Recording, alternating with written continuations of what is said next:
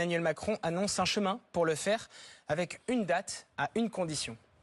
On se bat pour Gaza, le retour de la paix, de la sécurité, l'humanitaire et une solution politique. On doit aller vers une reconnaissance. Et donc dans les prochains mois, on ira. Et je ne le ferai pas pour l'unité ou faire plaisir à tel ou tel. Je le ferai parce que je pense qu'à un moment donné, ce sera juste. Et parce que je veux aussi participer à une dynamique collective, c'est-à-dire qui doit permettre aussi à tous ceux qui défendent la Palestine de reconnaître à leur tour Israël, ce que plusieurs d'entre eux ne font pas, d'être clairs pour lutter contre ceux qui nient le droit d'Israël à exister, ce qui est le cas de l'Iran, et de nous engager sur une sécurité collective de la région. Et notre objectif, c'est quelque part en juin, avec l'Arabie Saoudite, de présider cette conférence où on pourrait finaliser le mouvement de reconnaissance réciproque par plusieurs.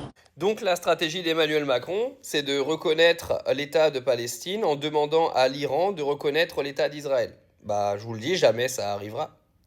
Jamais ça n'arrivera parce que là, il y a un génocide en cours et je vois pas en fait en quoi Israël devrait avoir le moindre traitement de faveur dans ce qui est en train de se passer en ce moment en Palestine. Je suis désolé, la Palestine, elle est colonisée depuis des décennies, depuis bien trop longtemps.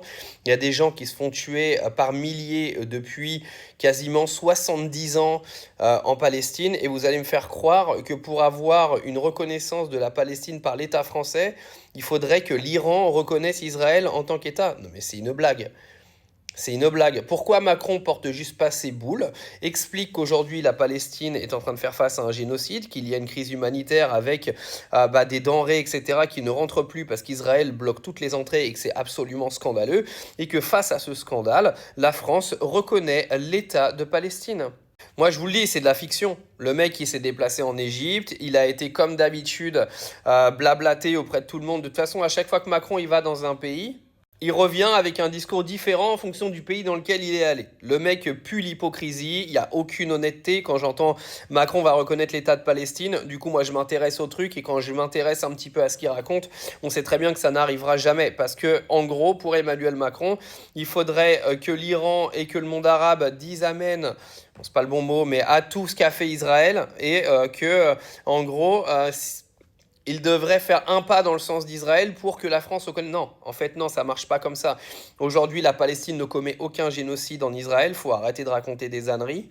C'est l'inverse qui se passe. Donc, je suis désolé, tu portes tes couilles. Tu es un minimum humain quand tu es un État, même si tu es un État occidental et que tu as ta langue collée au cul d'un extrémiste complètement dégénéré israélien.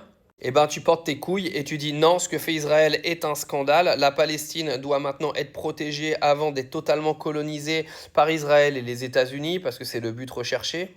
Et la France reconnaît l'État de Palestine en tant que tel. Et il n'y a pas de négociation avec Israël, rien à foutre en fait. Donc là, je vous le dis, ce qu'a raconté Emmanuel Macron, c'est de la fiction, ça n'arrivera jamais.